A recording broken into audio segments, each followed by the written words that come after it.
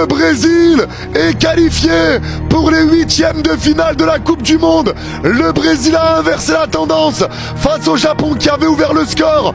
Le Brésil était mené à la mi-temps, mais le Brésil égalise grâce à Casemiro à la 55e et gagne ce match grâce à Martinelli à la 94e.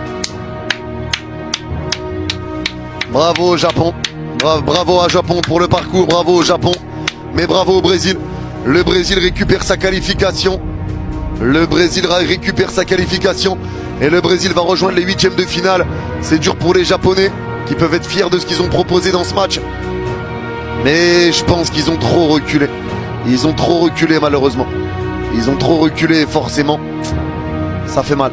Forcément ça fait mal. Quand tu recules comme ça, les Japonais sont en pleurs. Il y a des joueurs japonais qui sont en pleurs, dépités. Force à eux, il y a de quoi être fier quand même de ce qui a été fait pour le Japon. Il y a de quoi être... T'es exceptionnel! T'es exceptionnel! Ton niveau au football, il est beaucoup trop fort! Quelle Coupe du Monde! Quelle performance! Quel deuxième mi-temps! Les amis, s'il vous plaît, est-ce que c'est pas le meilleur milieu de terrain depuis le début de la Coupe du Monde? Peut-être bien que oui. Bruno Guimaraes, les amis.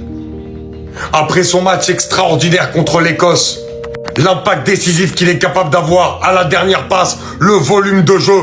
En deuxième période, quand le Brésil est revenu beaucoup plus actif, alors qu'ils étaient menés 1-0 contre le Japon, c'était impulsé par Bruno Guimaraes et sa puissance. C'était impulsé par Bruno Guimaraes et son volume de jeu et son physique.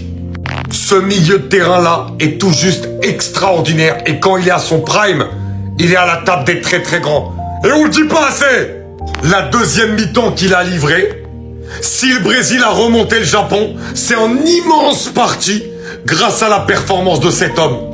Et la passe, le travail sur le but de Martinelli, mais c'est extraordinaire. Le geste qu'il fait pour donner la passe, c'est incroyable. C'est Brasileiro, c'est exceptionnel. C'est un mec qui a à la fois le physique pour rentrer dedans à tout le monde et à la fois une finesse technique pour régaler dans les petits espaces et donner ce genre de ballon. Le Brésil, sur ce match-là, lui doit tout.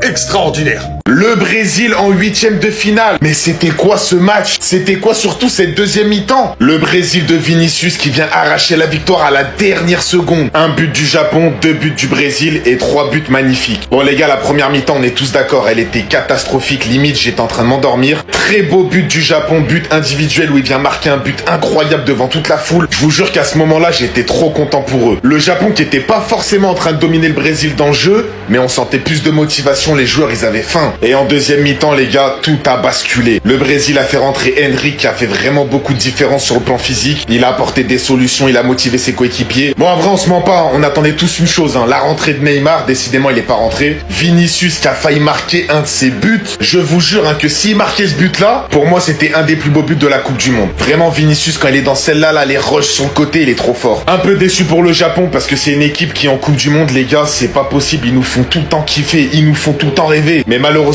pour eux, ils sont tombés sur un peu plus fort que le Brésil. Malgré que le Brésil n'a pas été exceptionnel, mais on peut pas dire le contraire, la victoire elle est méritée pour eux. Les gars, do Brasil Le Brésil est qualifié en huitième de finale, une victoire 2-1 face au Japon. Le Japon qui se mange une clim à la 95e minute, grâce à un but de Martinelli sur une magnifique passe de Guimaraes. Les gars, moi j'ai cru qu'il allait tirer et il a fait une passe magnifique. Une victoire totalement méritée de la part du Brésil qui a surdominé le Japon, surtout en deuxième mi-temps. Les Japonais m'ont trop déçu en deuxième mi-temps et c'est pour ça qu'ils perdent. Parce qu'ils ont voulu jouer comme Arsenal. Deuxième mi-temps, ils ont fait que de reculer. En fait, à partir de la 50e minute exactement, ils ont fait que de reculer. Dès qu'ils avaient le ballon, ils dégageaient devant. Ils essayaient même pas de jouer au football, de ressortir le ballon, rien du tout. Du coup, forcément, le Brésil qui pousse, grâce à un Vini en feu, qui a failli mettre le plus beau but de la Coupe du Monde après un raid solitaire.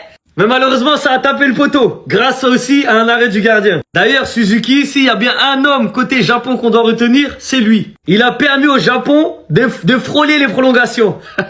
Et même sur le but du 2-1 qu'il encaisse, il touche encore le ballon, mais là, ça fait poteau rentrant. Donc bravo à lui, je pense qu'il va signer dans un plus grand club directement après la Coupe du Monde. Mais c'est le Brésil qui est qualifié et qui mérite d'être qualifié. La première mi-temps, elle était très lente. Hein. Franchement, c'était pas fou à regarder. Ça manquait de folie, de magie. Bref, c'était pas le Brésil. Mais en seconde période, là, c'était mieux. C'était le Brésil. Ça poussait, ça essayait. Premier but de Casemiro de la tête. Franchement, cette année, je sais pas, il a mis combien de buts de la tête, mais c'est énorme. Il a un sens du placement qui est incroyable.